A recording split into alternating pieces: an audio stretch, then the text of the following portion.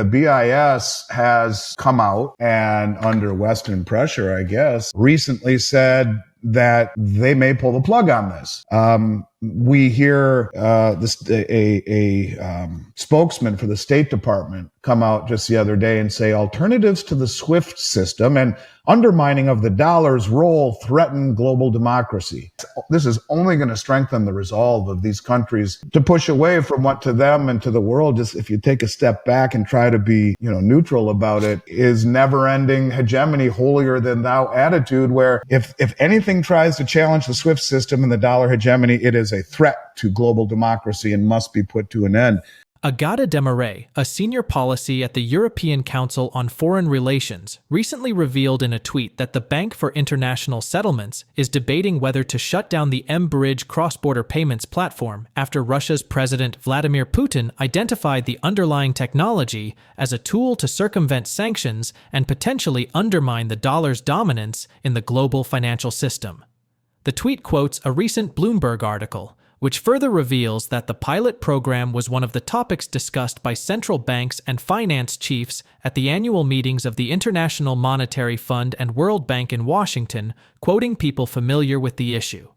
The article states that there were talks about completely shutting down the project and cites other prominent personalities that have talked about the dangers of Project mBridge in the past month. It mentions Agustin Carstens, the BIS general manager, who previously said that the BIS cannot directly support any BRICS project because doing so would mean operating with countries that are subject to sanctions. The Bloomberg article notes that if left to continue, Project mBridge would allow countries like Russia circumvent the sanctions placed against it by the United States by allowing it to seek alternatives that would be safe from U.S. interventions.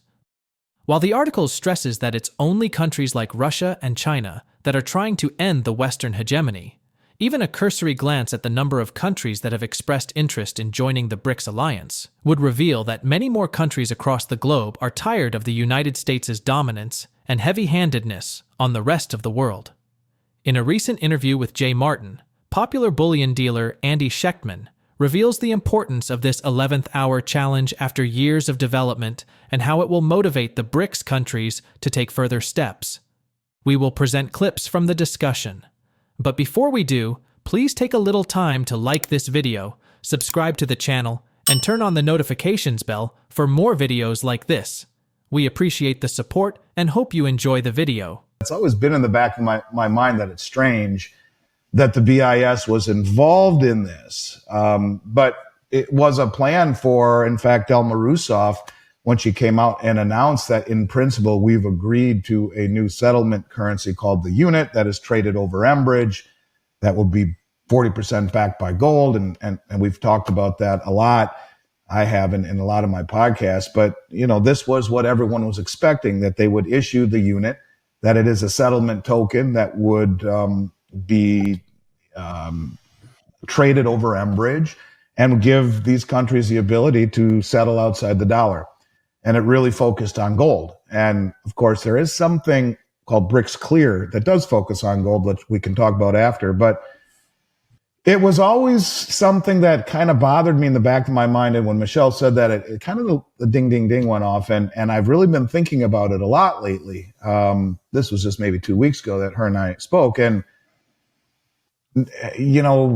I guess, the old saying, fool me once, shame on you. Fool me twice, shame on me. The BIS has come out and, under Western pressure, I guess, recently said that they may pull the plug on this.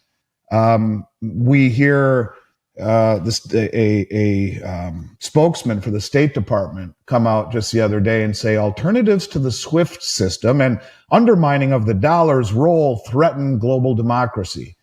Really?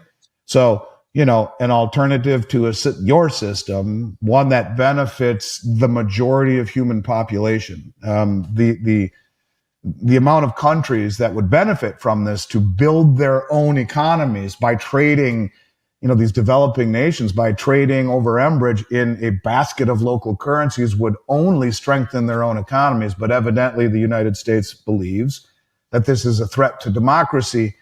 and that we could never allow that happen. So the BIS came out with a statement saying they're debating on whether or not to shut down the mBridge project. It says a pilot cross-border payments platform, which promises to allow sending money around the world without relying on U.S. banks.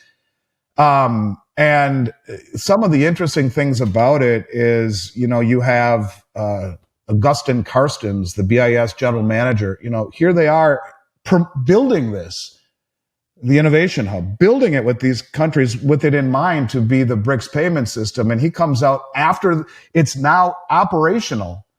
And he says, we cannot directly support any project for the BRICS because we cannot operate with countries that are subject to sanctions. I want to be very clear about that. Well, where the hell have they been for the last 3 years in its development?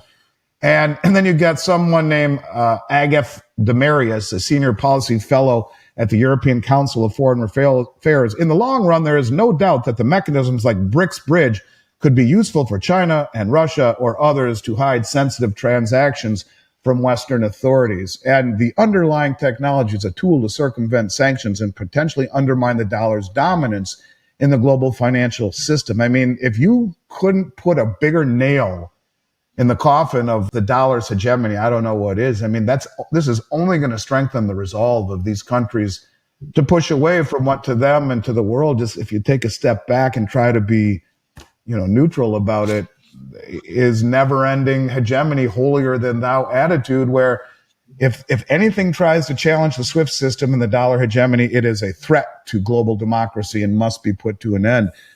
It's very interesting that they did this at the 12th hour, right as it's been released they called it minimum operational form. It was, in its basic form, but had big plans for rolling this out.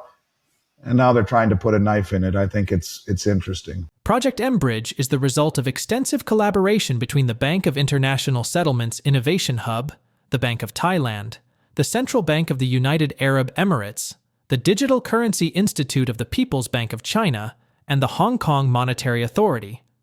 In June, the Bank of International Settlements announced that Project mBridge has reached the minimum viable product stage and continues to broaden its international reach.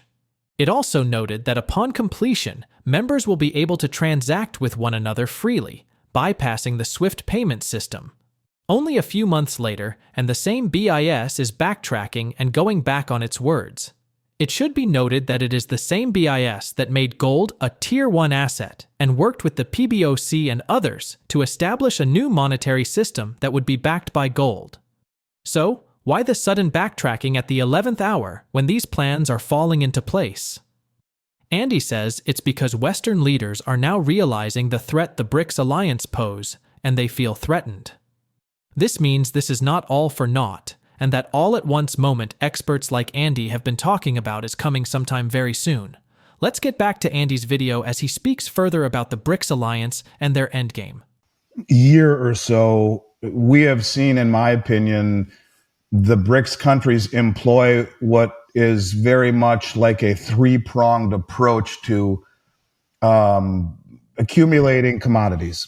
And the first one, I would argue, is that they have been gradually depleting the above-ground stockpiles on the Western exchanges. And they have been. We saw 8% of the LBMA silver float delivered in the month of August. We've been seeing for 3 years now huge deliveries, whether they be in exchange for delivery, where contracts are bought on COMEX and delivered to Brinks Hong Kong. That's an exchange for delivery contract that was built or came into play in 2015, 16, or 17, and it's been exploited quite a bit since. But we're seeing metal come off, being delivered off of the Western exchanges very meticulously, using the suppression of the Western paper market, which is massively short. The commercial banks are holding down the price of gold and silver to the best of their ability. They're caught, and in the respect that these countries now are coordinated and motivated and sophisticated, and they're standing for delivery. This is something that never happened before. The second thing they've been doing is we've been seeing these types of products grow, or the exchanges that are trading these products in their regional capacity. What I mean by that is that, for example, you see the Shanghai Metals Exchange, and Over the past 6 months, the combined volume of the Shanghai Metals Exchange and Futures Exchange has increased 500-600%. It now actually outpaces that of the COMEX. It is the second most actively traded metals market in the world. And unlike the COMEX, which is massively rehypothecated, the Shanghai Metals Exchange, to buy a bar of silver, you have to buy it from an approved refiner. One of 6 or 7 that they have, they laser etch a number on it, and that is then directly attributed to your bar. Where on COMEX, the rehypothecation or the reselling of the same contract over and over and over again approaches 15, 16, 1700%. Lastly, they've been flying, like China, as an example, has been flying all around Latin America. They're flying around Latin America. They're going directly to the miners, and they're saying, we will buy your Doré bar, which is a crudely refined bar by the miner before it gets sent for further refining, maybe 40, 50% pure, and concentrate, which is a byproduct, it's like sludge. They're buying it, paying much more than the West will, and shipping it back to China to further refine off the disintermediate from the markets and the exchanges and the commercial banks. They're already the second largest producer of silver in the world. You have India importing 800 or 900 million ounces of silver, depending upon who you read, over the last 4 years. You have Russia now accumulating gold daily and now saying they're going to accumulate silver, platinum, and palladium. No country's ever said that. You have all of these countries that understand that resources are important and are moving in this direction. And for them to come out and say we want to issue an exchange, a metals exchange that will challenge the COMEX and the LBMA because they're fraudulent, more or less, because they are rehypothecating so very much of the ownership, it's a very big deal. And will it happen? I guess we'll see. But these are the countries that have been buying it, accumulating it, and repatriating it. Wouldn't surprise me one bit to see something like that come, and as a very detrimental threat to the West, who is paper naked short massive amounts of gold and silver, where real price settlement would actually flourish, opposite to the way that the markets are traded in London and in New York. Andy predicts that central banks are setting up for a move reminiscent of the Hunt brothers' attempt to corner the silver market, except this time it's with gold, and it's being led by some of the world's most informed investors with vast resources. Currently, these banks are strategically buying large amounts of gold and silver for their reserves, while offloading U.S. treasuries.